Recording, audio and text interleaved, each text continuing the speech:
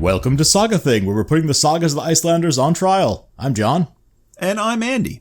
In each episode of this podcast, we read a saga, talk about its story and themes, and then put it on trial at the Saga Thing. And, John, what are we talking about this time? Well, we're covering the first part of Droplaugarson saga, the Saga of the Sons of Droplaug.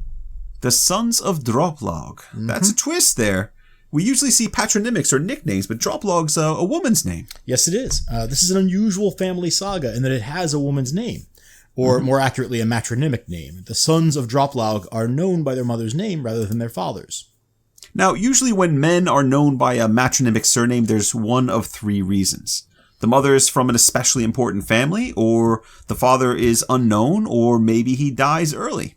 Or the sons are in some way being insulted by the connection to the feminine identifier. So which one do we have here? I think we'll let the saga answer that one. First, let's talk about why we're reading this.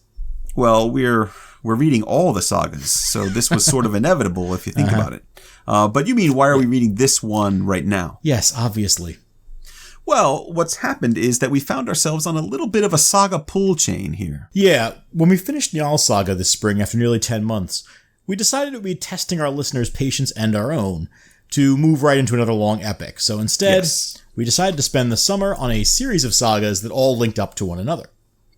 Now, actually, as I recall, you also thought it'd be funny to cover the shortest saga right after the longest one. I stand by that.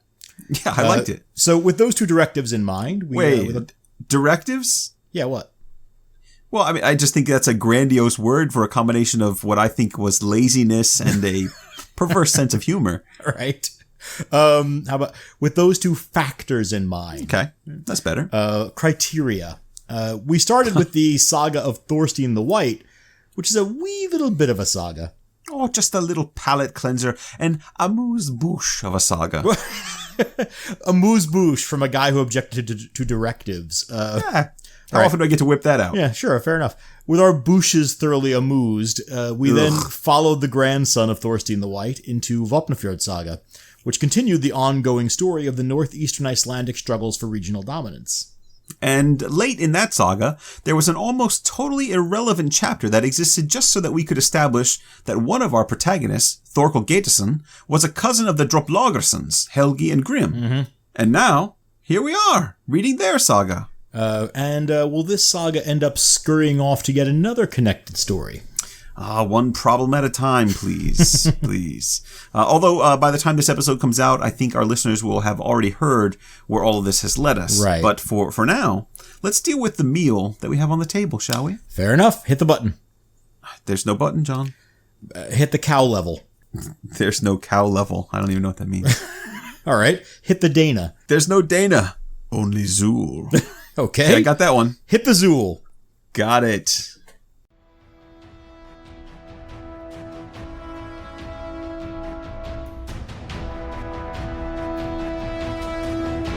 Two months ago, Saga Thing brought you the Saga of Thorstein the White as the first saga in our series on stories from the Northeast of Iceland. It was there that you first met Broad Helgi Thorgilsson. Saga Thing electrified the podcast world only 1 month later with the saga of the people of Vopnafjord, where a grown-up Broad Helgi clashed with his rival Gator Lutingson. But Saga Thing is no prouder of any tale of northeastern Iceland than with the story we bring you today. In this classic of saga literature, you'll meet the heroic and courageous Helgi and Grim Droplaugarson. This first episode tells of the origins and evolution of a deadly feud between the Droplaugarsons and the powerful chieftain Helgi Asbjarnarson. Witness Helgi Droplaugarson's daring as he outmaneuvers his namesake time and again in court. And yet, while the Droplaugarson star continues to rise, Helgi Asbjarnarson bides his time and prepares to strike only when the moment is right. Who will win this battle of Helgi versus Helgi? Will the big chieftain destroy the Droplaugarsons once and for all? Or will Helgi and Grim bring down their powerful rival? Find out as Saga Thing presents the Saga of the Sons of Droplaug.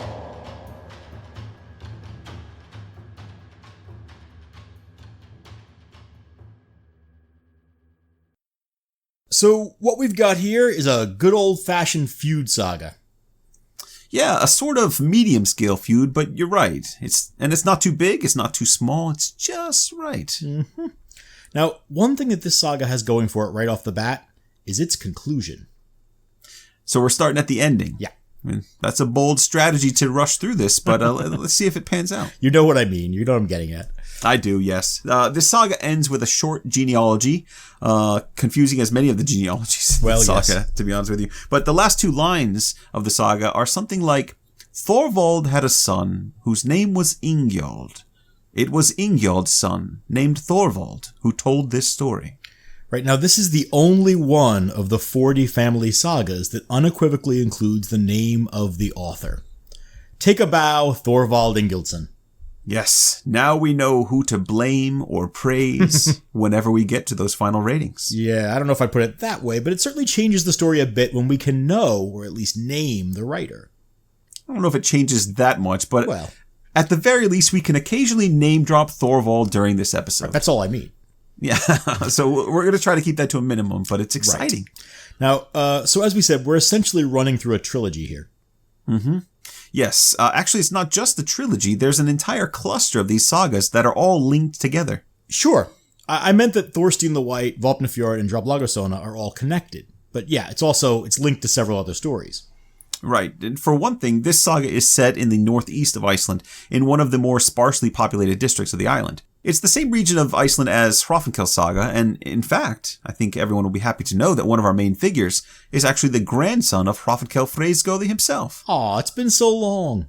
Do you realize it's been almost 4 years since we started with Hrafnkel? Well, then it's about time we check in on the family, isn't it? Well, and besides the Hrafnkel connection, this saga has a twin. Oh. It's a situation like the two Vinland sagas. The story of Droplaugardson saga is actually told again in another saga, Fjótsdala saga. But even though they tell the same story, the two sagas are really pretty different, I think. Yeah, well, that's probably an advantage for whoever wrote Fjótsdala, because, Whoa there. We're coming out swinging this week, aren't we? Mm-hmm. What did this saga ever do to you, John? I like this one. I'm going to be my usual inscrutable self. What I was getting at is that the critics have already written about this saga, and they haven't been kind. Oh, how bad could it be? Well, our friend Jonas Christensen says, the author probably had to piece the early sections of this saga together from tenuously linked fragments and didn't have an oral or written source for the early section of the story. I mean, you could say the same of a lot of medieval literature, to be honest. Sure. And while that comment isn't exactly glowing praise, it's hardly damning, especially for Christensen. He's got a bit of a reputation at this point for being particularly harsh at times with the sagas we read. Well, funny you should mention that. He's not done. Oh. The sagas as a whole exhibit occasional signs of incoherence and stylistic rough edges throughout its length. Oh, there he is. Although it does have its moments of incoherence, overall, I personally think the saga works. And Alison Finlay writes that Droplaugardson is built on oral narratives with folktale elements, a somewhat primitive style, and a tendency to add irrelevant verses to the story. Yeah, the verses do kind of come out of nowhere near the end, but primitive and irrelevant. Mm-hmm. Not the words I'd want on my tombstone.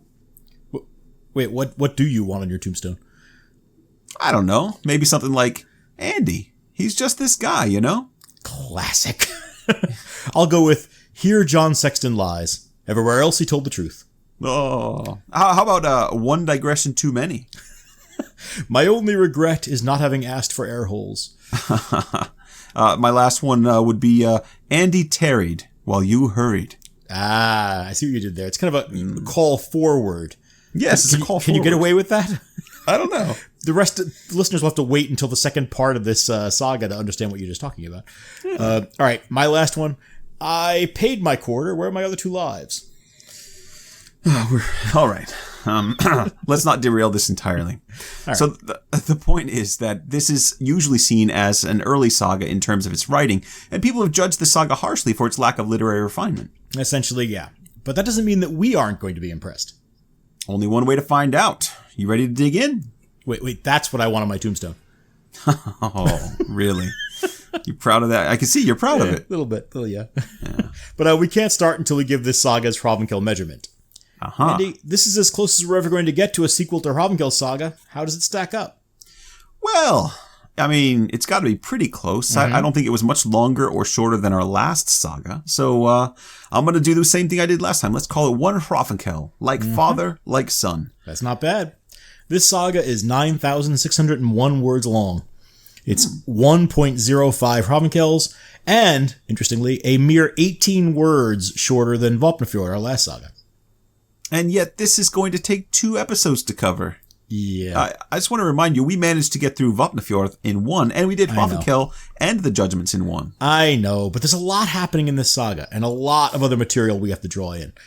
For example, there's a killing late in this saga that appears remarkably similar to Gisli Sursen's murder of his brother-in-law, Thorgrim the Gothi. Yeah, and all kinds of cool things to set that up. Yep. But all right, as you say, there's a lot to cover before we get to that. Are we ready? Roll it. Part 1. The Hidden Hebrideans. The Hidden Hebrideans. That's halfway to a tongue twister, I think. Yeah. Let me see. The Hidden Hebrideans, bidden by Britons, hid bread in the midden. See, I knew you thought the whole thing through. You had that prepped. Of course I did. So, I know we said this once or twice before, but this saga introduces a lot of people right at the outset. Yeah, a lot of people. Literally scores of people. It's not an unusual feature. I mean, even some editors and scholars lament the rosters and genealogies that kick off so many of the sagas. You and I tend to generally nerd out about them as we're about to do, but this one's a little different. Well, it just doesn't let up. As we said, this is a shorter saga, but it's got a cast that just keeps going. And it leads to some bizarre statistics. Andy, the first 3 chapters introduce 53 people in the first 1,557 words. That's an average of 1 new named figure every 29.3 words for the first 1/6 of the saga. Not that you counted or anything, but that's just crazy. Yeah, I mean, I enjoy a challenge, but that's a bit much. Yeah. But what's really amazing is that the author isn't just listing names. He manages to tell an entire story about a raid in the Hebrides, recount the story of a man who falls in love with another man's servant, include the tragic story of 3 people who die in a traveling accident, explain the settlement of various figures on a network of farms in the Lagerfeld region of Iceland, and then he sets up the first conflict of the saga. Right. All that, and 53 people in just over 1,500 words. And now when we say that these saga authors are efficient writers, we're not kidding. And this author, Thorvald Ingildsson, is no exception. I think people could start a really effective game right now. I won't say drinking game, because of course we don't encourage that sort of thing. But Never. Every time we name drop Thorvald Ingildsson, because we're going to be saying it as much as possible, because we're so excited about being able to name an author. The problem with old Thorvald is that as modern readers, we aren't ready for information dump like this at the start of a story. No. Most readers throw in the towel when they get to the 5th consecutive paragraph that starts, "There was a man called Bersi. He was the son of Ozur. His son was called Holmstein. His wife was Aslag Thorisdottir, the sister of Hrafnkel the Gothi." Yeah. But and there's this, because it's circular, it kind of goes back on itself in weird ways. But for the saga's original audience, this was presumably very interesting stuff. Sure. And I say presumably because I'm not sure that his particular delivery is the best of genealogical delivery. No, the genealogical matrix that all this information creates almost certainly wasn't as overwhelming for contemporary audiences as it would be for a modern reader. If I can paraphrase one of my dissertation advisors, this is the kind of thing they thought with. Yeah, it fit their way of thinking about the world. Right. I mean, there's a logic of tribalism at the heart of the sagas. Right? For those who thought that way, our tendency to present an individual absent of a network of social and family connections would seem strange and colorless. Yes, but isn't that also a kind of worldview? I mean, presenting a hero as existing outside of the usual order of family structures and social connections, I mean, that's a way of seeing our place in the world as well. That's what we do. Yeah, absolutely it is. I mean, it's a variation of the hero's journey. Right? Most of our modern heroes are entirely or mostly missing those connections to family, or else lose them at the start of their story. I mean, you can think of Harry Potter, or Luke Skywalker, Dorothy Gale, Leatherstocking, Huckleberry Finn, Bilbo Baggins, Katniss Everdeen, go to movies, John Wick, Johnny Mnemonic, Neo from The Matrix, Jack Traven from Speed. John, you just slipped into naming Keanu Reeves movies. Yes, that's part of my point. And you forgot Clint Eastwood's Man with No Name. That's probably the purest example of what you're talking about. Well, I hadn't run out of Keanu movies yet. We could do an entire episode on the hero's journey, but in the interest of getting to the actual saga at some point, I want to just kind of move on. I'll just say the Icelandic sagas prize individual ability and accomplishment, but they don't need to divorce the protagonist from his or her social context. Right? Instead, those family connections enrich and complicate our perceptions of the heroic figure and their actions. And if any of you are interested, I actually spent an evening mapping out the saga, probably more than an evening at this point, mapping out the saga's complex genealogy in an attempt to make sense of it all. It's been edited and re-edited, and there's probably still mistakes in it, but I've got no way of sharing the results in any comprehensive or dynamic way, but I will post some PDFs which will show you the genealogies. Yeah, I looked at what you did. It's pretty impressive stuff. Well, you'll forgive me if I took some liberties in an attempt to flesh things out here and there, looking at other sagas, other sources. But that's because our author isn't always, our author Thorvald Ingjaldsson, no, really, isn't always as clear as we'd like him to be. So I consulted these other sources to kind of confirm suspicions or fill in gaps where I could. The program I used it's called Family Echo, which is a simplified family tree builder online. And John and I would love to pursue a thorough genealogy of saga characters at some point, and I kind of got lost in that while I was doing this. But what I found and have found is that there's no real good or appropriate genealogy program out there for the kind of work that saga genealogies demand. Yeah, we've mentioned this before, but we're serious about tackling the genealogies of the family sagas in a comprehensive way. By the way, if there are any programmers out there that feel like helping us build an appropriate genealogy program for this project for the satisfaction and no money at all, get in touch with us via email. We'd love to hear from you and exploit you. That's right. We are at sagathingpodcast@gmail.com. Come to us for your exploitation. Now, are you ready to dig into the saga? I think we're better off explaining the story first this time around and then talking about the family ties once we've kind of met some of the cast. Yeah, that makes sense. All right. Well, the saga begins with the story of two brothers named Ketilthrym and Porridge Atli. And I can already tell I'm going to enjoy this. Yeah, oh yeah, you're going to have some fun with the nicknames this time around. Ketilthrym is the great-grandfather of the Droplaugarsons, which is why the saga starts with him. Ketil and his brother share a farm and a cargo ship, and one winter they decide to stay in Sweden rather than risk a winter voyage back home. Well, that's just good sense. I mean, they spend the winter in Jämtland with the four Ronvaldsons, the oldest of whom is named Vethorm. And we should probably keep this part brief. I'll do my best. Oh, God help us. Shh. Ketil notices a pair of servant women in Vethorm's house, one older and one younger. He makes some inquiries about the younger one, who's named Arneid, and learns that she and her mother are the daughter and wife of Earl Asbjorn Skerryblaze, the former Earl of the Hebrides. When Vethorm and his brothers attacked and killed the Earl, they brought Arneid and her mother back as slaves.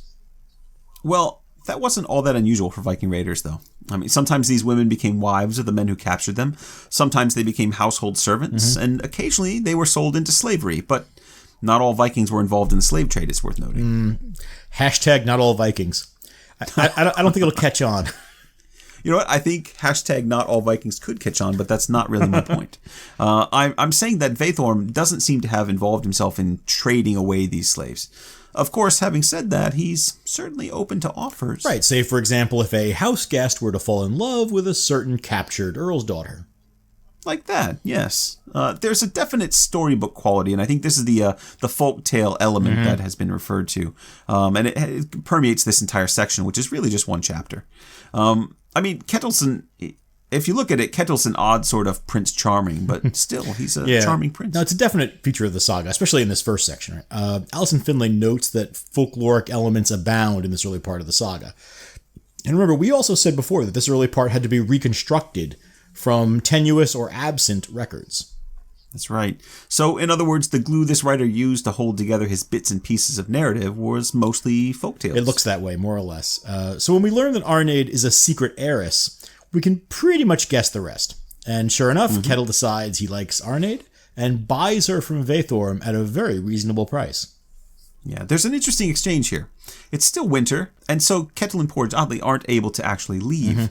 And the question of Arneid's status in Vethorm's house is potentially awkward. You see, she has nowhere to go now that she's free, and also no money to pay Vethorm for a room and board. Right, see, now she could work for her room and board. which puts her right back to where she was before Ketil got there. And Ketil's clearly aware of this problem, which is why he offers to pay Vathorm for her food and board for the winter, since he doesn't want her working as a servant in the house anymore. Well, they're planning on marrying, aren't they? It looks that way, though there's nothing official yet. Although I'm not sure that Arneid realizes this quite at this moment. I don't know. And Vathorm refuses the offer, but understands its motive. Now that Arneid is in Ketil's company, she's a guest in his home and will be treated like any other honored guest. Right, so that's all. Wait, hang on. What about Arneid's mother? Yeah, she isn't mentioned again in the text. Kind of harsh, right? It is. What the hell, Arneid? Sorry, Shmi. I've got a chance to get out of this dump, and I'm taking it. Look, John, I know you love Star Wars, but every episode you drop an obscure name or reference, and I know that this is a Star Wars one. I just don't know who or what. Who is Shmi? Oh, she's Anakin's mother from the prequels. That's not obscure. No wonder I didn't get it. But yeah, that kind of works. Although, right, things work out great for Shmi, right? Until the whole torture by Tusken Raiders thing. Well, she did find love for a little while. Yeah, this doesn't really help me with the saga. It does remind me of why I hate the prequels. But let's knock it off track. Sure, yeah. So Arneid turns out to be a great partner for Ketil. On their voyage home, the party goes ashore for the night at Vik. Arneid and another woman go inland to search for nuts and other things. And Arneid sends the woman back to the ship to get Ketil because she says she found some coals. Yeah, coals. Just coals. Newcastle nuggets. Pre-diamonds. Nutty slack. Nothing to see here. Nutty slack? What? Oh, it's a post-World War II slang for low-grade fuel. It was, of course, it was made from pressed coal dust with little bits of coal in it, like a charcoal briquette. She's trying to make it sound unimportant, like nothing worth seeing. Except that she wants Ketil to come see it. Ketil's got a thing for coals. He's a collector. Yeah, that's it. She's a tricky one, that Arneid, but it works. It's quite a plan, quite a cunning plan. When Ketil comes to her, she shows him what she's actually found. Not coals. Well, there might be coals there, but underneath the coals there's a chest, and it's filled with silver. Okay, so this is obviously very convenient for Arneid.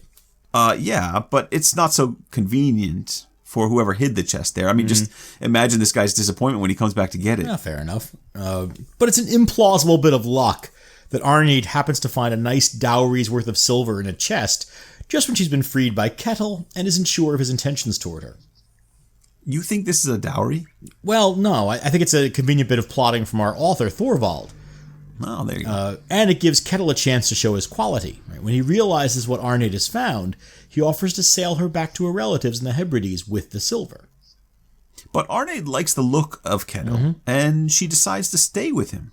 And they sail back to Iceland, and eventually do get married sometime later, and they have a son named Thithrandi. Yeah, see, it is a dowry.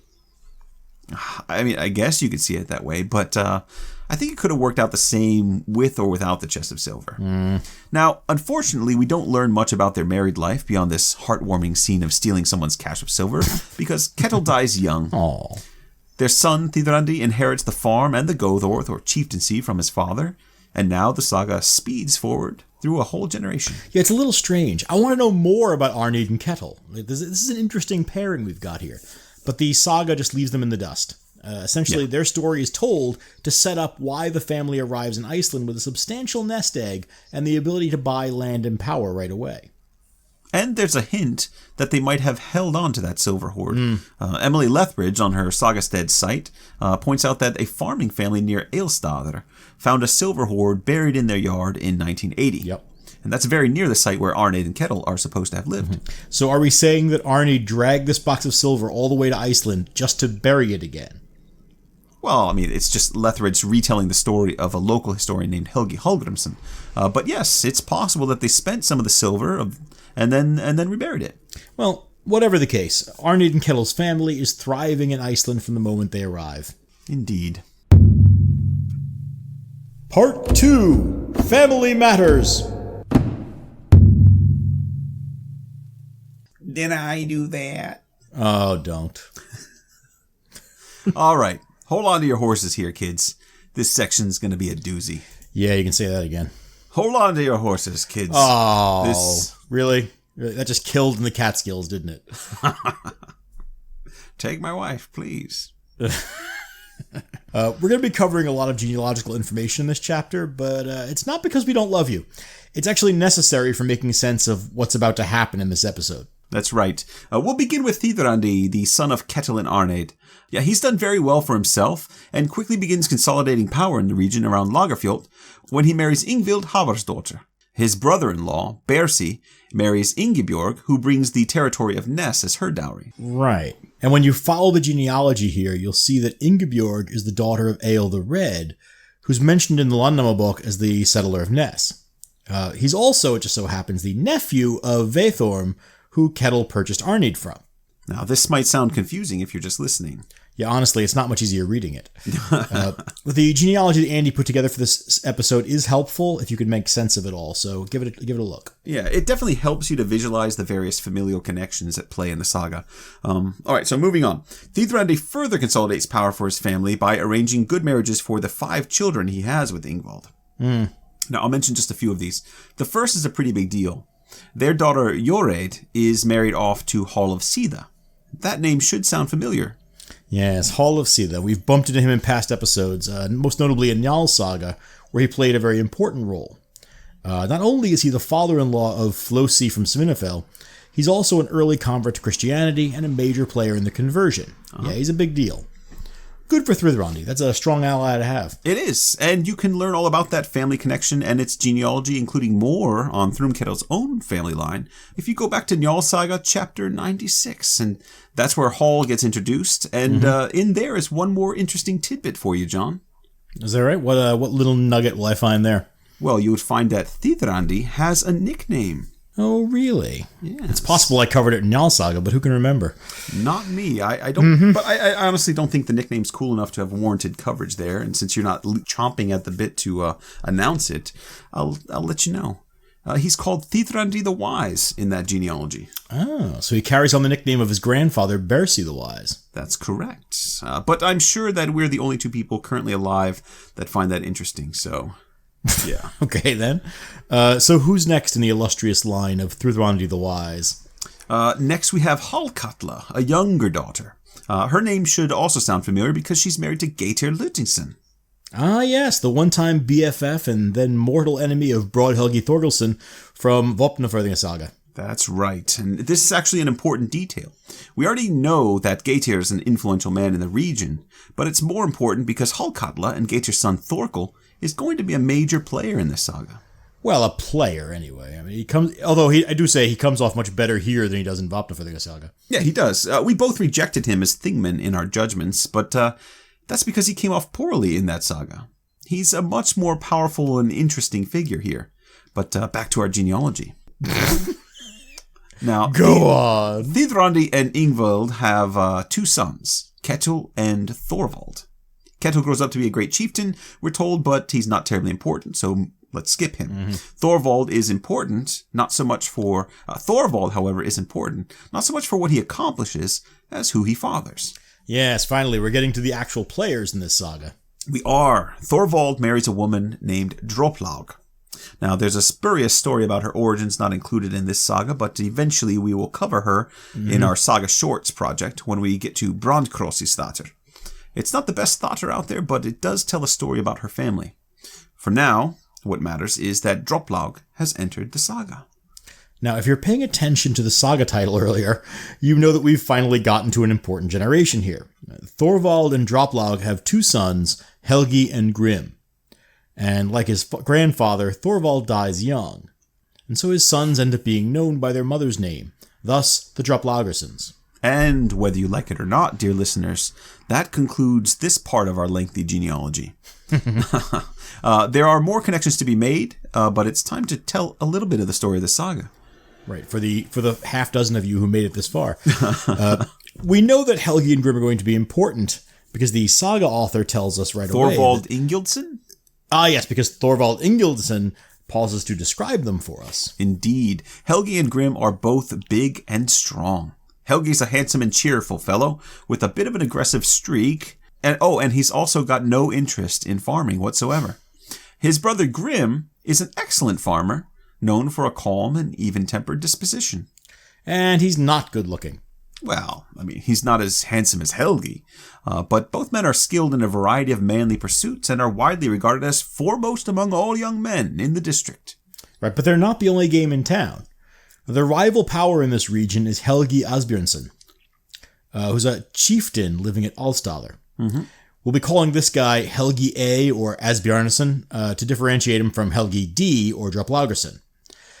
Helgi A is the grandson of Hrafnkel Freysgóði. His father, Asbjorn, was one of the two sons of Hrafnkel mentioned at the end of that saga. Mm-hmm. I hope he lives up to his grandpappy's reputation for strong leadership. Oh, look at you blowing smoke at your thing, man.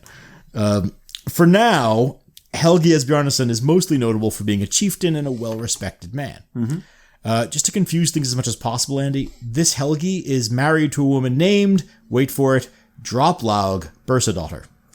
Of course he is. I mean, why wouldn't he be? Sure.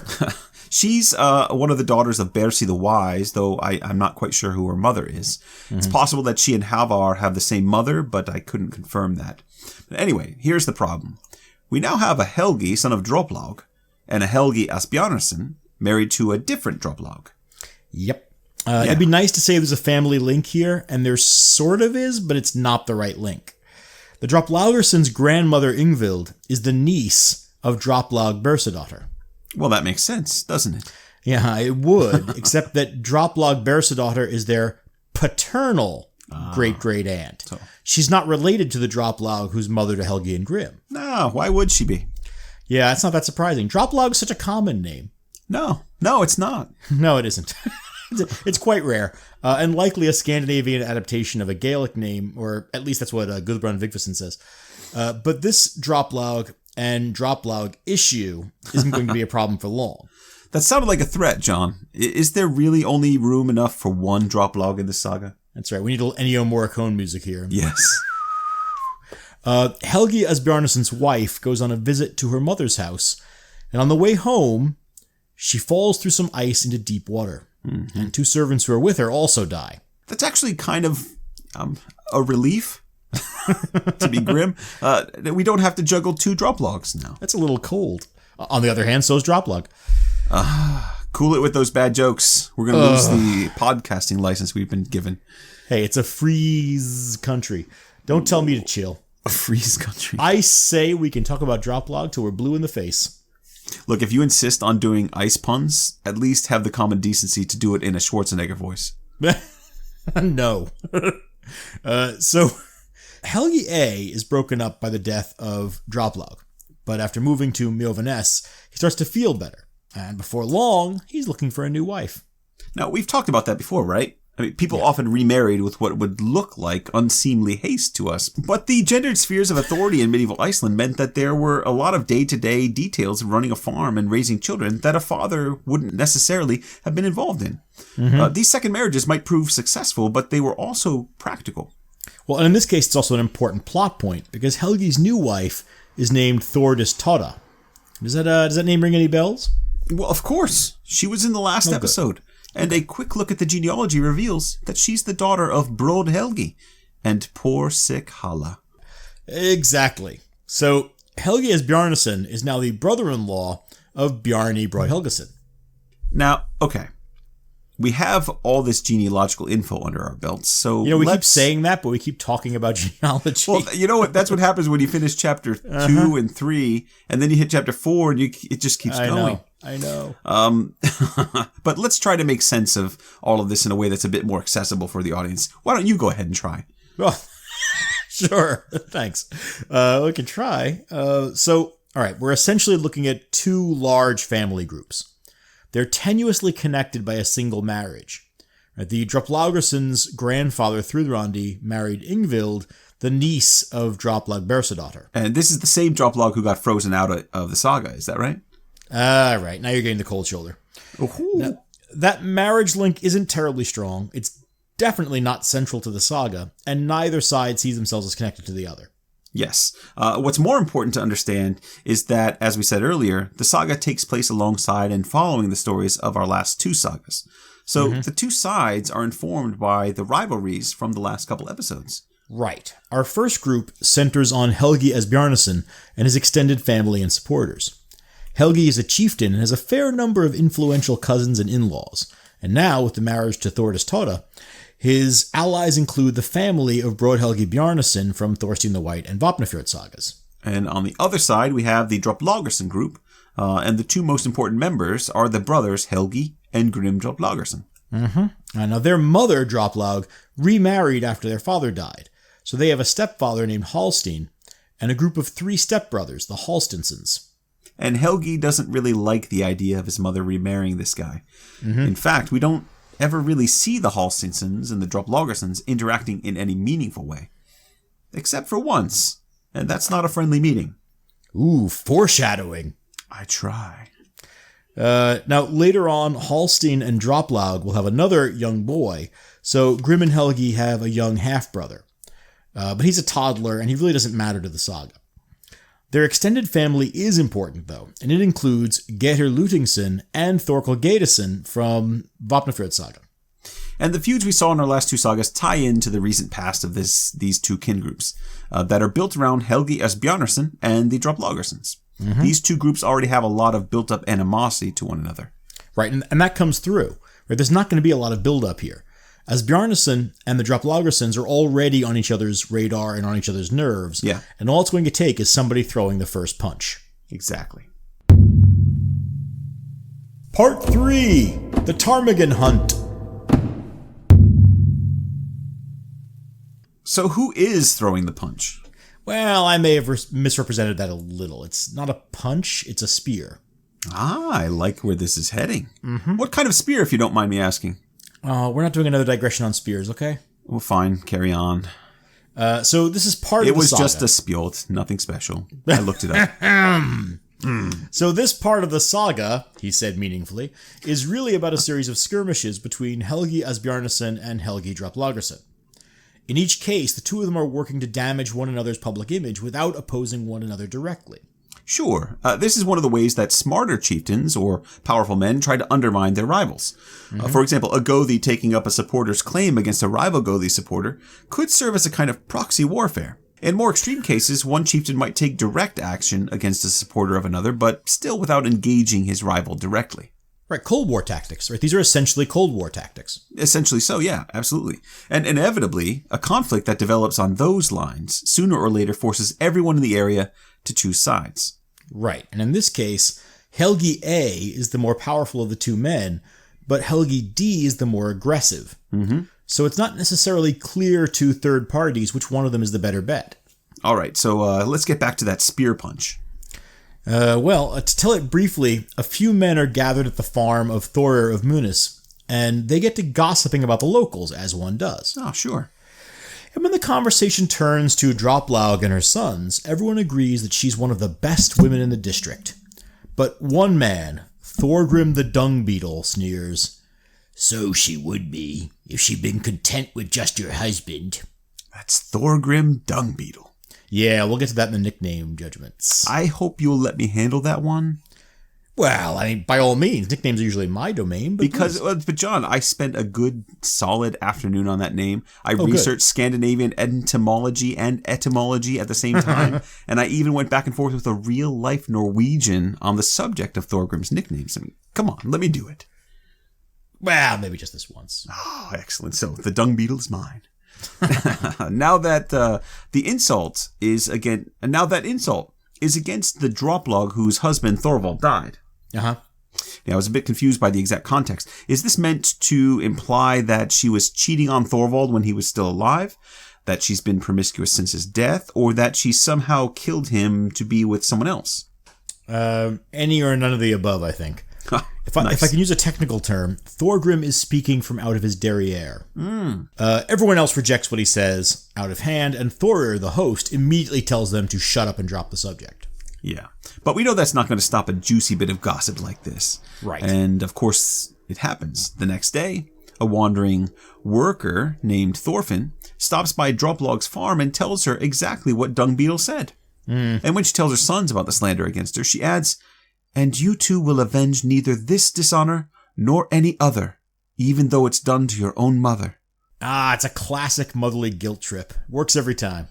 Yeah, depending on how you read it, it could also be a bit of reverse psychology if she's saying, don't do this, but she's really saying, do this. But no matter how you read it, it's a classic example of what's been called the cold counsel motif in the sagas. Women often, but not always related to the subject of the counsel, use a combination of insinuation and insult to put men into situations that demand a response from their masculine pride. Right, we've seen this a bunch of times. Just look at the examples from Njal Saga, right?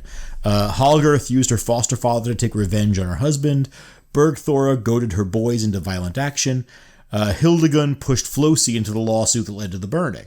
And since we're talking about Hrafnkell's family in this episode, we can add one from all the way back in Hrafnkell's saga. You remember Hrafnkell has a serving woman in the house who almost seems to be responsible for providing that same kind of push to action. Right, you wonder if that's actually in her job description. Right. I'm sort of a lazy fellow who likes to sleep late, so your job is to occasionally shame my manhood until I act. Get me moving. Since my mother's not around to do it. Right.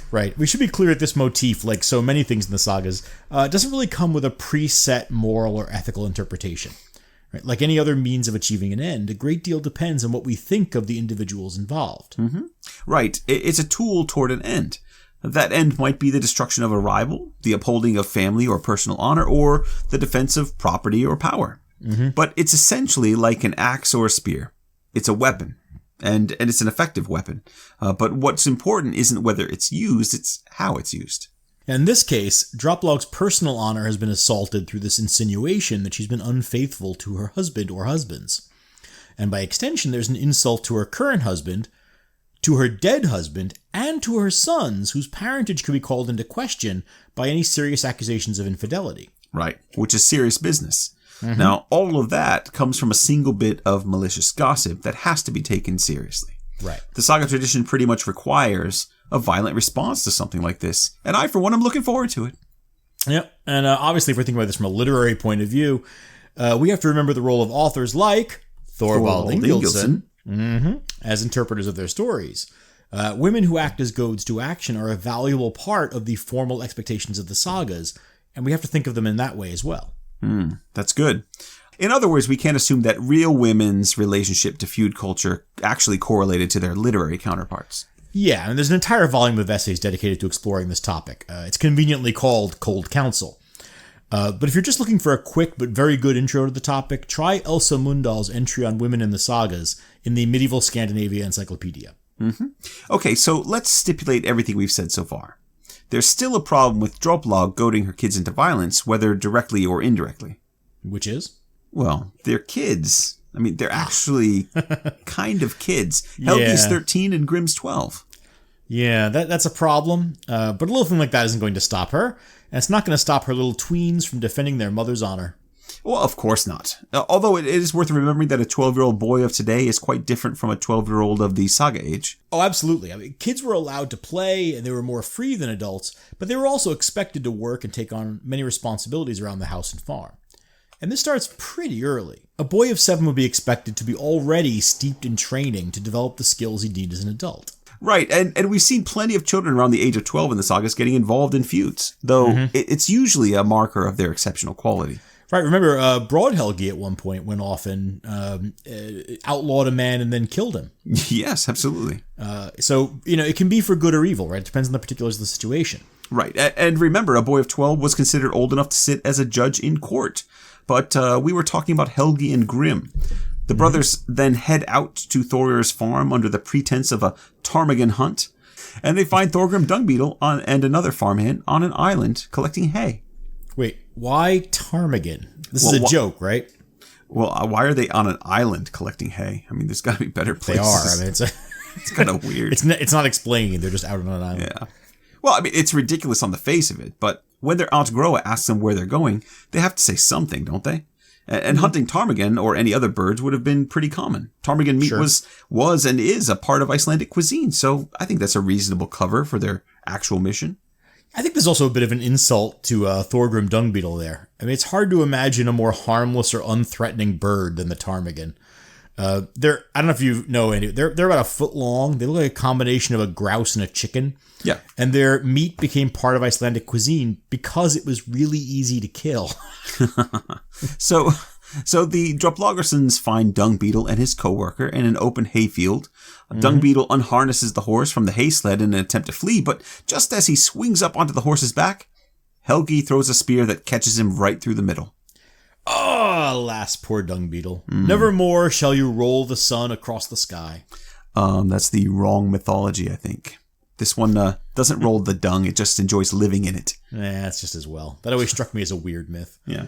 So Helgi Droplaugarson kills a man with a spear throw. It's not bad for a 13-year-old. Well, we said that they were big for their age.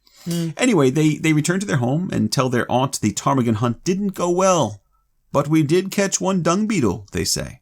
Waka waka. Their aunt warns them not to treat the situation so lightly, and that Dung Beetle's powerful friends will not be happy about the killing. And meanwhile, the other farmhand, who the brothers left alive, reports what happened and who killed Dung Beetle. Yeah, but Dung Beetle's just a small-time troublemaker, right? Sort of. I mean, yeah. But Auntie Gro was right. He was linked to important people. Not only was he employed by Thorir, who's a well-connected landowner, but he was also a freed slave of Helgi Asbjarnarson. Yeah, and if that weren't problem enough, there's also the brothers' failure to announce the killing properly. Yeah, that's never good. And we've talked about this a couple times. Icelandic legal practice differentiated between killing and murder, and failing to report a killing made it a murder, which was much more serious and carried far harsher penalties. Now, this leads us to one of the few hints of anything supernatural in this saga. The brothers are criticized by their relative Bersi the Wise for failing to report killing Dung Beetle. But it's not until a 2-week blizzard hits the region that Bersi decides they've angered the gods. Can you imagine a 2-week blizzard? I mean, I know in Massachusetts you've lived through a couple blizzards. I've lived through a few pretty severe ones, but not a 2-week one. Yeah. Now, what they did to annoy the gods is a little bit obscure.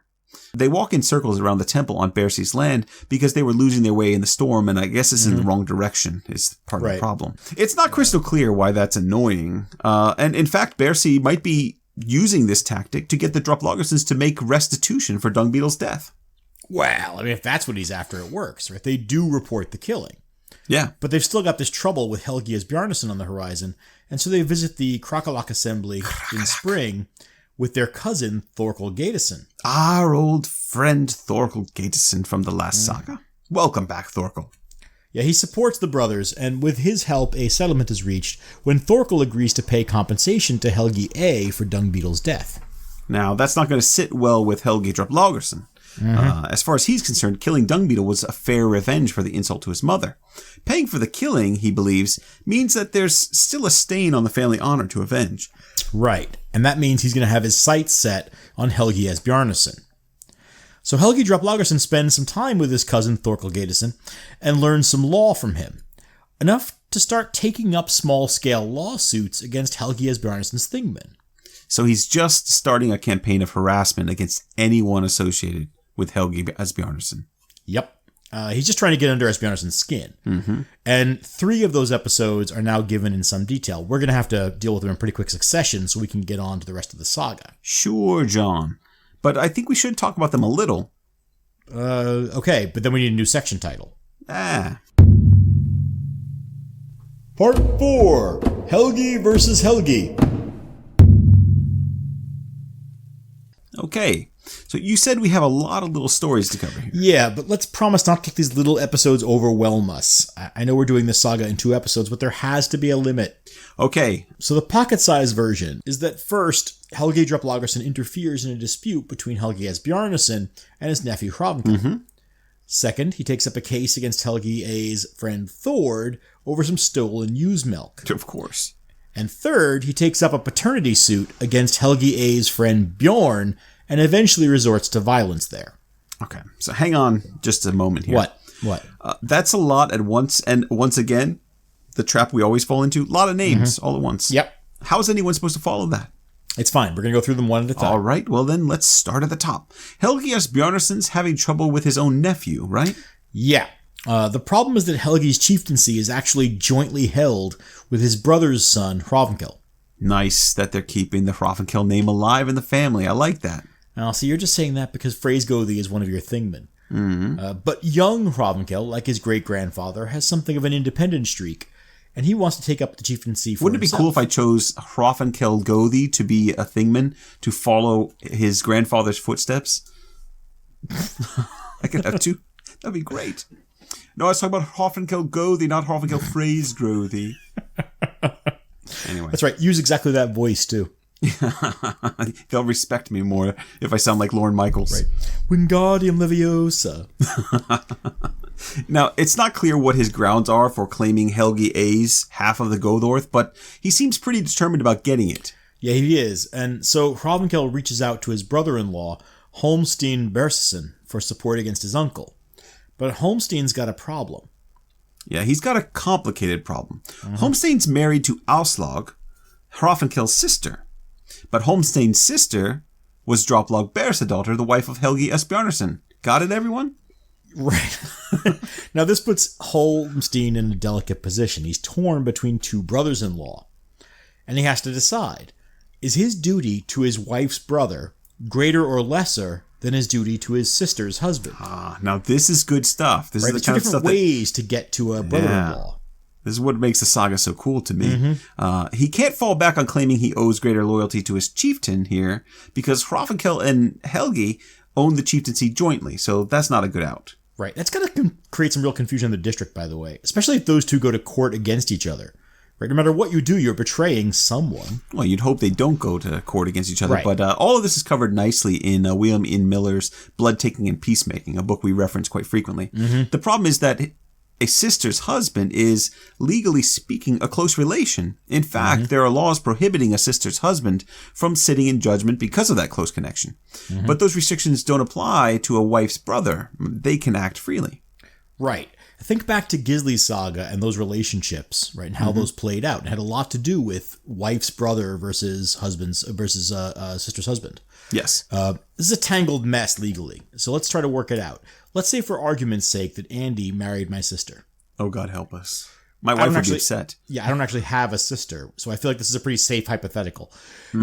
In that case, since Andy is my sister's husband, I would be legally exempt from any action against him, couldn't serve on juries in cases he's involved in, and so on. That sounds like something we could really take advantage of. But here's the kicker. From my perspective, you're just my wife's brother. Right. And I am not constrained or obligated by that relationship to the same degree that you are. More or less. Right. And that's where Holmstein and Hrafnkel find themselves. From Holmstein's position, Helgi Asbjarnarson is off limits legally because of Helgi's marriage to Holmstein's sister. Hrafnkel, who's his sister's husband, doesn't have that same status. But from Hrafnkel's perspective, Holmstein has a favored status as his wife's brother. I'm sure everyone's following this, right? Yeah, it's a mess, but it's a fascinating one, and it really does work out. This is why once you start diving into the legal minutiae of the sagas, it can become addictive. Or maddening, depending. Sure, or that, yes. Yeah. So Holmstein won't act directly against Helgi Asbjarnarson, but he does offer some useful advice, at least.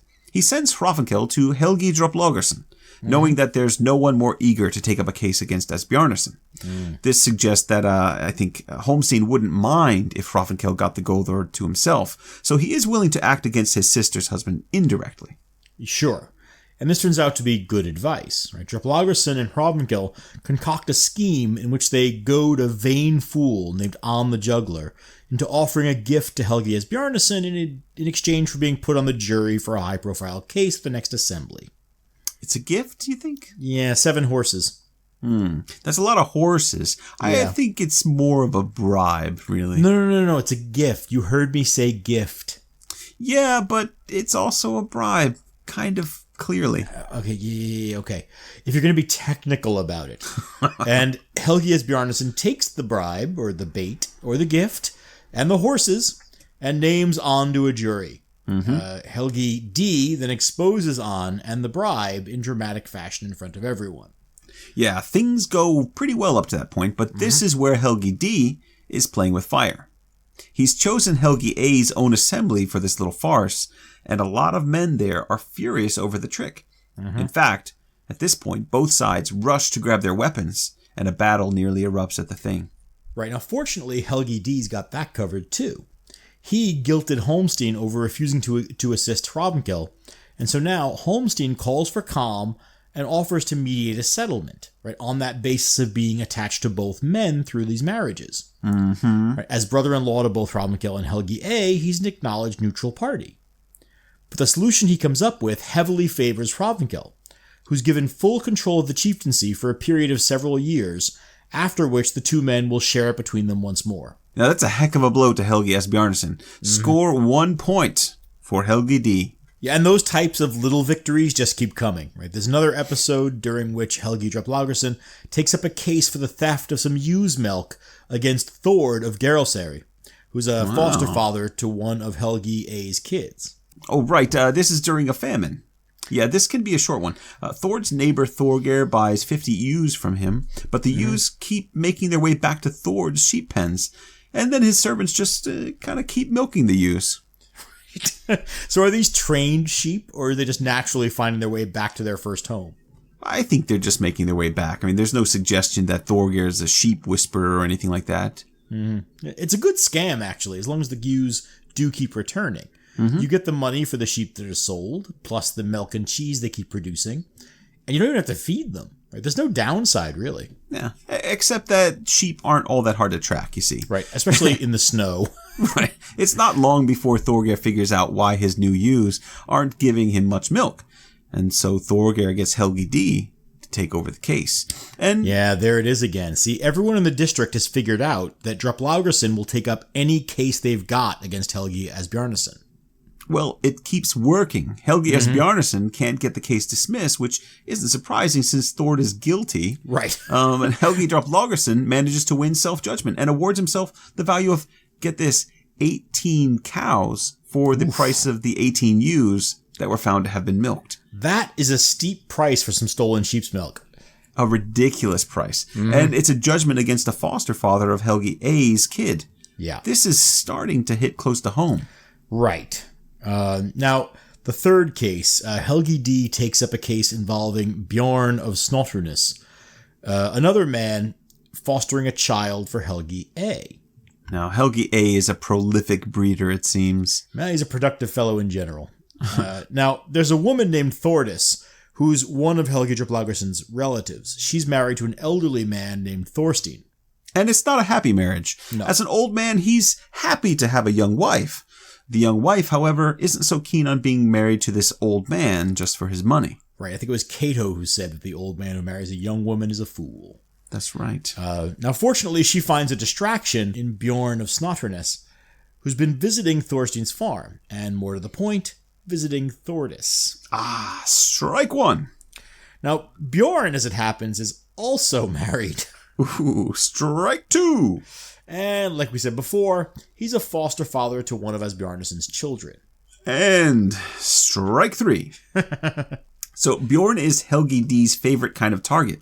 Yep. He's cheating on his wife, and he's sleeping with the Droplaugarson's cousin on the side. Yes to all of those. So that's, just too tempting a target for Helgi D to pass up. Obviously. What a good opportunity. Yeah. But he's going to try to deal with this quietly at first because his cousin is involved. Well, there's a tension between wanting to keep dunking on Helgi A and wanting to protect his own family's honor. Right. Yeah, now, and in this case, Droplaugarson chooses to look out for the family reputation. Right. He waits for Bjorn one night at Thordis' farm, and sure enough, Bjorn shows up, presumably ready to toss pebbles at the window and play a Peter Gabriel song at her. Very, very current reference, John. Well done. Hey, some things are timeless. Now, for a guy who's trying to sneak in, blasting In Your Eyes by Peter Gabriel outside the window, that's a good idea. You're just being smart. Silly. No, if he didn't have boom boxes, what could cassettes do? No. He just says, I prefer, Bjorn, that you leave off your visits to Thordis. There's no honor for you in provoking an old man. Obey me in this, and I'll do the same for you on another occasion. So now he's Rolf the dog. Really, I was kind of going more for a slightly more reasonable Yosemite Sam. Oh, yeah. So, yeah, I can see a Yosemite Sam in there. There's a fine line between Yosemite Sam and Rolf the dog. It's a very broad line. It's a wide. There's like a DMZ between. Well, in terms of their actions, but in terms of the way they talk, not so much. Yeah, that's surprisingly reasonable, actually. It is, isn't it? And it seems to be a real offer. But Bjorn ignores it, and shortly after, it becomes public knowledge that Thordis is pregnant. Ooh. Mm-hmm. But even then, Helgi D gives Bjorn a chance to settle things quietly. And he just asks for the compensation due for adultery. But Bjorn refuses to pay him anything, and even has the gall to deny responsibility. Yeah, that's a shameless lie, and they both know it. But it's also got a hint of another insult behind it. I think when he denies any responsibility, he's shifting the blame onto Thordis with the implication that she's got multiple lovers. Now, when you put it that way, Helgi's response is entirely understandable. Which is? He kills Bjorn on the spot. Yeah. Well, I guess that's reasonable, according to a very limited definition of the term reasonable. Sure. But so far, none of this is necessarily calculated to get at Helgi Asbjarnarson, right? It's a matter of family honor. Well, what about the way he hides Bjorn's body? Oh. Because the next thing Helgi D does is collect 3 of his friends, they row out to an island, and bury Bjorn's body in an unmarked grave on a little island, which has since this event been called Bjarnasker, or Bjornskeri. Yeah, now that's not about honor. It's not clear at first what he is doing, though. Mm-hmm.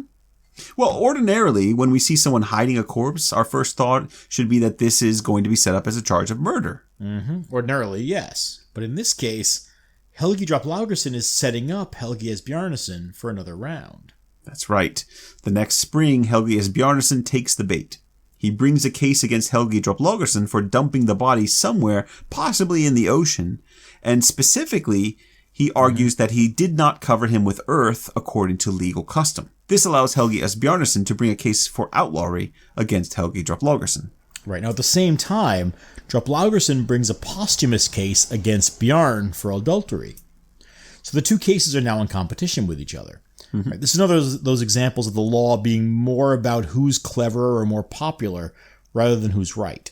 Well, maybe sneakier is probably a more accurate way to describe it in this case.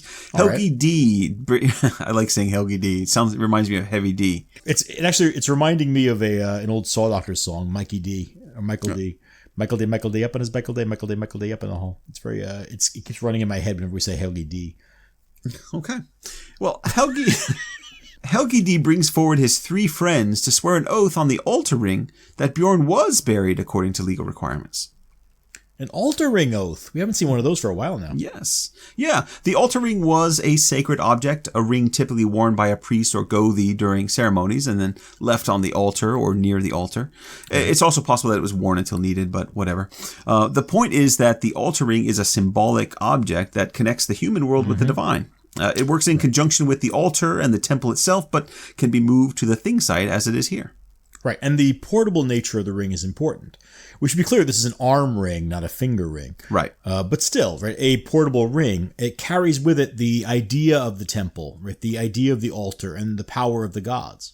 Yes, and that connection to the divine is what gives it power, allowing it to authenticate any legal, social, or religious oaths sworn on it. Mm-hmm. It's the same idea behind swearing on the Bible or some other holy object. An oath sworn on the altar ring ensures that the swearer speaks the truth, lest divine retribution be invoked on the giver of false testimony. That's heavy stuff. It is. And the sanctity of that oath, especially when sworn by several men at once, means they're almost certainly telling the truth. And Helgi Asbjarnarson is caught off guard. Mm-hmm. His whole case was built on that burial issue, which he was certain he would win. Right, and because of that, he also hasn't really prepared a defense for the Bjarn's infidelity suit. Yes, that's right. So now he's lost the case that he brought, and he's about to lose the one that was brought against him. Right, I feel like we should say again that this is the late Bjarn that we're talking about here. Yeah. The one taking a dirt nap on Bjarnasker. All right. It's understandable that a charge of infidelity against a dead man isn't high on the to-do list for a busy chieftain. No, but this is what you meant by setting Helgi Asbjarnarson up. Right. Helgi Droplaugarson knew that Asbjarnarson was champing at the bit to win a big case against him, and so he set the bait for a charge of wrongful killing. And when Helgi Asbjarnarson takes the bait, he's made to look a fool at the assembly in front of his own thingman. It's clever. It's a truly cunning plan. But it's built on a fairly cynical idea of how the law works, I think. Oh, I think so, yeah. This is usually classed as one of the earlier sagas in terms of the time of its writing. Mm-hmm. But it's still got some of those signs of bitterness about the decline of the legal system of Iceland. Yeah, this is a trick that seems ridiculously unfair. Right. I mean, what was Helgi Asbjarnarson supposed to do? How could anyone know what had happened? Right, and for that matter, what does it say about the law that under these circumstances, Helgi Asbjarnarson is going to end up having to pay money to a man who killed his friend and hid the body? Well, I mean, that's exactly what happens. To avoid having Bjorn retroactively outlawed, which, I mean, he's dead, so who cares? But Helgi Asbjarnarson offers to pay compensation for Bjorn's affair. And he even allows Helgi Droplaugarson to set the price. Right. I think there are very good reasons why you would care. Remember that Bjorn was married, right? He's got a family that he left behind. If he's outlawed, all of his property becomes forfeit. Ah, good point. So I think this is about Helgi Asbjarnarson trying to be a good chieftain and protect this now widowed family. Well said. But in this case, I mean, Droplaugarson, right, well, he's being given the opportunity to set the price for this, and he happily asks for 100 ounces of silver. Yet another win for Team Droplaugarson. Yeah, this is starting to feel a little one-sided. So the theme here is that Helgi Droplaugarson is winning case after case against Helgi Asbjarnarson, the powerful Helgi Asbjarnarson's friends, and even against Helgi himself, and making him look bad every time. It's really something. Yeah, pretty much. I mean, at this point, it's clear we're heading toward this inevitable direct confrontation between the two Helgis. Yeah. Before we get to that, though, I do have a question. Well, I have an answer. Don't be so sure. You haven't heard it yet. Ah. In most sagas, despite the subtlety of the narrative, it's fairly clear when we're being led to condemn or celebrate the actions of the major figures. That's true, but not always, but often. Yeah, I'll agree with that. Right. I mean, yeah, often. So here's the question. At this point, who has a claim on our sympathies? Does either Helgi really merit our approval or disapproval? Well, I mean, this is one of the things I like about this saga. And sagas in general, they tend to be so understated that it's almost like inviting conversation about the actions of the characters and who's right and who's wrong and what are the issues that would lead you to believe one way or the other. But in terms of building up cred with the cool kids, I'd say Helgi Droplaugarson's doing very well. He is. I mean, you tell me, John, what's not to like about him? I understand. Up to this point of the saga, who exactly is Helgi Asbjarnarson outside of a powerful man with a lot of kids and family connections? Well, and I do think that he comes off fairly sympathetically here in being willing to sort of take one on the chin to protect the family of Bjorn from the shame and from the property loss. Sure, of his outlawry. But I do think this is meant to be ambiguous. Right? I mean, something like Njal Saga or Gisli Saga, right, where we recognize that the major figures aren't really right or wrong.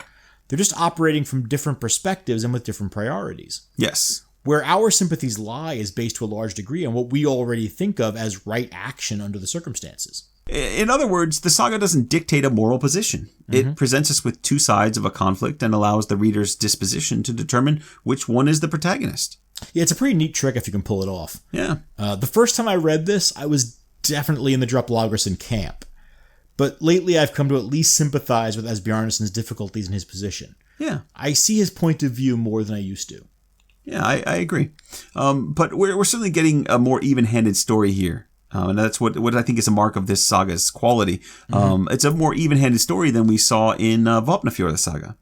Remember, Brodhelgi's aggression came with some pretty unsavory behavior. And his enemy, Getir, was criticized by his own thingmen for being slow to do anything to stop Brodhelgi's troublemaking, which is part of why we had trouble kind of selecting thingmen in that saga. Right. And throughout this, Asbjarnarson manages to keep his cool. Yeah. And more importantly, he keeps his status. Right? This is an important part of the story. One of this saga's preoccupations is the status of the chieftains, and especially the advantage a Gothi enjoyed against even the most powerful farmer. Helgi Droplaugarson wins out against Helgi Asbjarnarson frequently, but Asbjarnarsson's ability to absorb those losses, absorb those body blows without losing his status or his power, is impossible for Droplaugarson to match. In other words, Helgi Droplaugarson has to keep winning in order to keep this feud on an even keel. Right. If he slips up, Helgi Asbjarnarsson's advantage of status might become overwhelming. Exactly. So the question is, how much longer can he keep up this winning streak? Part 5. Irreconcilable Differences. Of course, Helgi Droplaugarson is also about to commit one of the more despicable acts of the saga. So this was an opportune time for you to jump off the bandwagon, John. It's pure coincidence, I assure you. Besides, I didn't say I was jumping off the bandwagon. I think Thorvald Ingildsson, our author, if I can just name him one more time, I think he's actually doing a good job of balancing perspectives here. Yeah, as opposed to last time in Vopnafjörðinga Saga, when the saga writer was pretty clearly writing from the perspective of Geitir and his son Thorkel. Even though he didn't do a great job with Thorkel, he was pretty prejudiced against Broad Helgi. Right. Let's get to that despicable behavior from Droplauggarson. So a couple of years go by after that series of lawsuits between the Helgis, and Droplauggarson makes a visit to his mother Droplaug. That's a good boy. I mean, you don't want to neglect your poor mom. Sure. Now, a couple of weeks after he arrives, witnesses see a small gathering of people in a private conversation at Droplaug's farm. It's Helgi, his mother Droplaug, and her servant Thorgils. No one knows what they're talking about. But the next day, Thorgils asks Droplaug's husband, Halstein of Bretal, to check on sheep supplies. Now, once they do that... Sheep supplies? What? What supplies do sheep need? I don't know. Hay. Maybe some treacle or something. Sheep stuff. Fine. All right. Carry on. Go ahead. Sheep supplies. So Thorgils takes Halstein out into a field and then attacks and kills him using an axe which belongs to Helgi Droplaugarson. Ooh, that was sudden. And very unfortunate. Yeah. I mean, it is sudden. But there have been a couple of hints that this might have been coming. Right? We'll get to that. The immediate issue is that this is a fairly surprising method for killing. We've seen servants used for assassinations before, but this is Halstein's own servant. Now, normally, this would be a problem. Servants aren't known for keeping their mouths shut. If this is a conspiracy, which it sure looks like it is, what's stopping Thorgils from singing like a bearded canary? The rare Icelandic bearded canary. Right. Now, there is one thing that'll shut him up. Droplauggarson meets Thorgils on his way back to the farm, and once he learns that Halstein has died, he kills Thorgils, and then goes home to announce both killings. He kills him. Yeah. He kills him. This is obviously according to some plan, but it's also really cold-hearted, and it complicates my feelings towards Helgi. Yeah, it does take care of the loose end, though. Well, not really, because the rumor mill gets hold of the fact that Thorgils was meeting with Droplaug and Helgi the day before the killings. So people noticed them. Right. And once those whispers get started, Droplaug and Helgi both become very unpopular. Well, and understandably so. Yeah. Helgi is summoned by Helgi Asbjarnarson over the killing. And when he tries to build up his support for the case, he realizes that he's actually got very little support this time. Mm-hmm. Not a lot of people want to support a man in the killing of his own stepfather for no reason. Well, we assume no reason. Well, and Droplaug seeks to avoid the entire thing by taking all her belongings and her 3-year-old son off to the Faroe Islands, where she buys land and lives for the rest of her life. And she's now out of the saga, but right.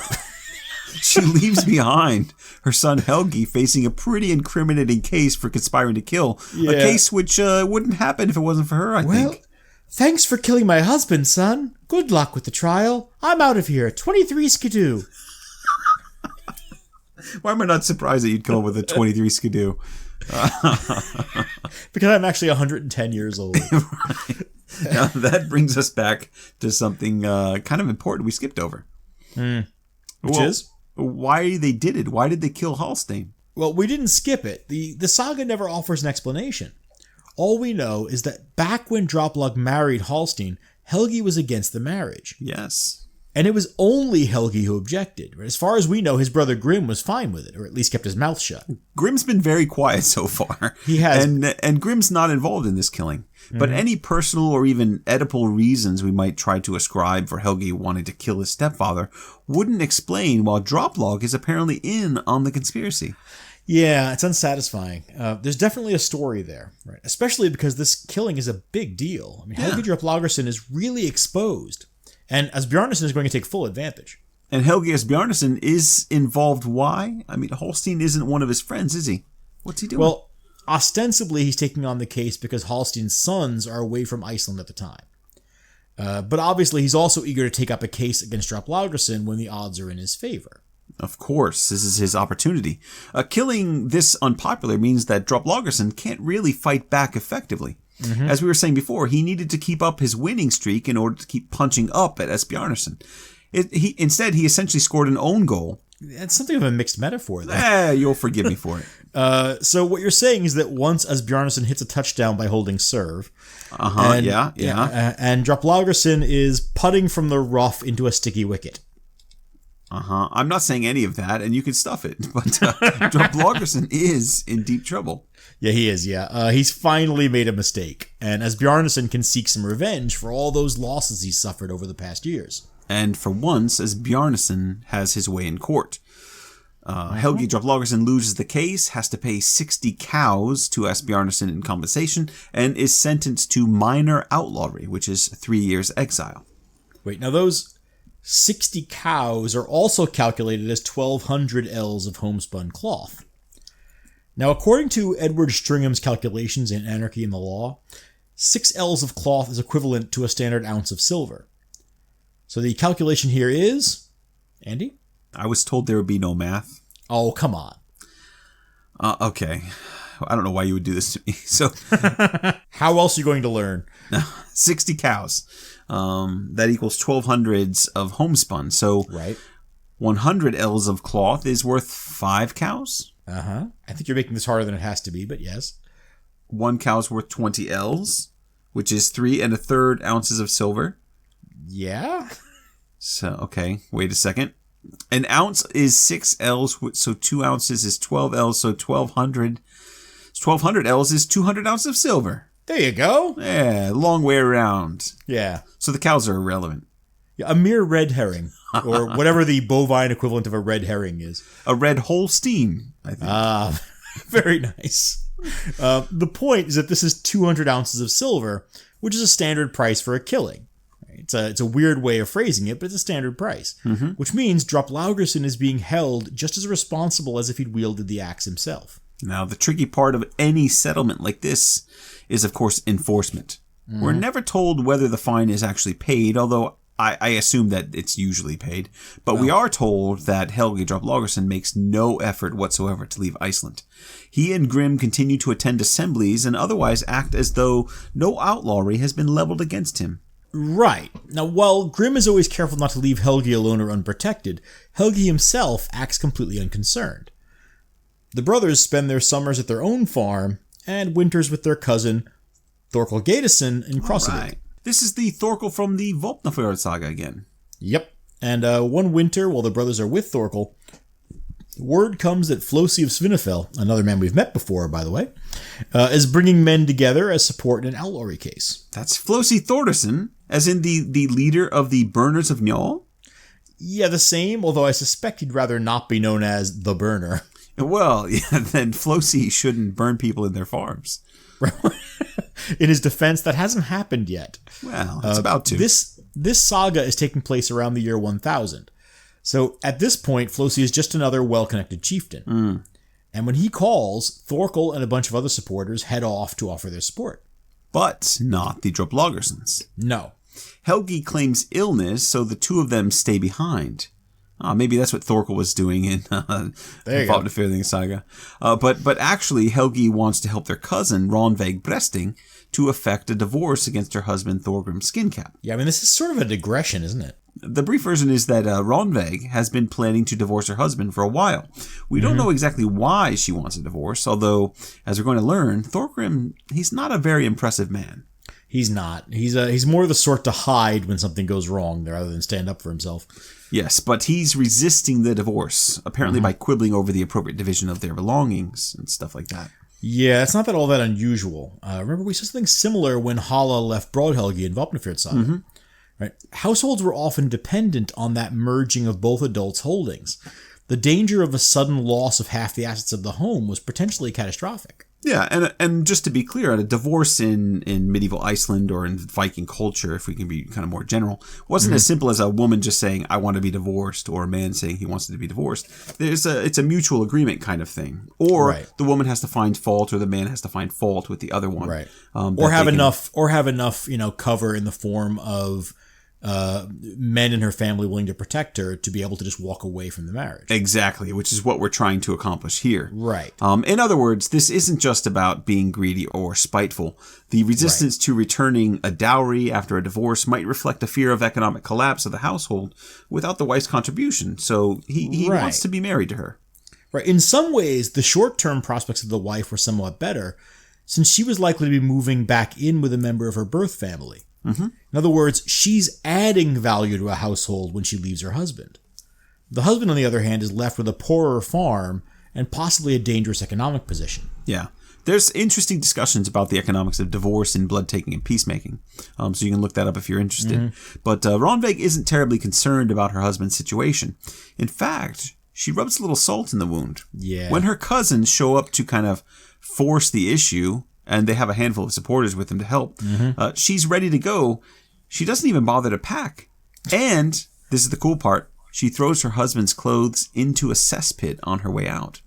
And then she and her cousins just go to a nearby farm to have breakfast. Right. Yeah, listen, so my favorite part of this is that her husband is actually at home and in bed when all this is happening. And apparently sleeping in, a compromised position. Yeah, I don't think he's sleeping. I think he can presumably hear his wife loudly divorcing him, but he waits till everyone's gone before he comes out of the house. Well, as we said, personal bravery is not really Thorgrim Skincap's strong suit. True, but the sagas don't usually go to this extent to showcase the embarrassment a man suffers when he's disinclined to confront his foes, to put it kindly. Or, for that matter, disinclined to confront his wife. When Skincap finally skulks out of his home, he's wrapped in a sheet. Yeah, wrapped in a sheet because all his clothes are in the cesspit. That's right. And he has to run on foot to the farm of his neighbor, Thorarin Moldgrub, which is a great nickname too. And Thorarin Moldgrub opens the door to find Thorgrim in his bare feet and a woolly sheet on his doorstep. Huh? Why do you come here so early, Thorgrim, and rather thinly dressed? My wife has been taken away, and I now want to ask you for help in this matter. I want to give you some clothes first, because that's what you're most in need of at the moment. It's such a funny little scene. I mean, Thorgrim's a clown, but it's hard not to feel a little sorry for him until you think of him standing there in just a sheet. Actually, my favorite detail is the next line of the saga is, then Thorgrim ate breakfast there. There's a lot of that kind of slightly absurd detail in this saga, and I appreciate it. But this is more than just a casual stack of flapjacks with your neighbor who showed up in his underwear. Right, it is. And you're right that this is actually relevant, because Thorarin, over the flapjacks, advises Thorgrim Skincap to go and tell Helgi Asbjarnarson that the Droplaugarsons are going to be traveling home with only a few supporters in 3 days' time. Which means that Helgi Asbjarnarson has a chance to make good on his legal right to attack Helgi Droplaugarson for violating his sentence of outlawry. Yeah, that doesn't sound good. No, the Droplaugarsons are going to have a rough trip home. Right. And we are going to leave them here, heading off on their perilous journey home. Will Helgi and Grim make it back to the safety of their own farm? Can Helgi Asbjarnarson build enough support quickly enough to strike against the Droplaugarsons while they're vulnerable? Ooh. And will Thorgrim Skincap be able to recover his soiled clothes from the cesspit? These questions and others will be answered in the second part of Droplaugarson Saga. Is that there a cliffhanger? Are we doing a cliffhanger, John? Well, it's cliffhanger adjacent, at least. Okay. Well, we will be back soon with the rest of this story. In the meantime, you can get in touch with us to let us know what you thought of the first part of this saga, whether you're on Team Asbjarnarson or Team Droplaugarson. What you think we got right, what you think we got wrong, or whatever else is on your mind. You can reach out to us on Facebook, where we are Saga Thing Podcast, or on Twitter, where we are at Saga Thing Pod, or through email at sagathingpodcast@gmail.com. Or you can write us a letter on toilet paper, name witnesses, and drop it in your local cesspit. We'll get it. I'd rather not explain how, but we'll get it. Oh, my poor son. So gross. All right, that's it for us. Until next time, thanks for listening. Bye for now.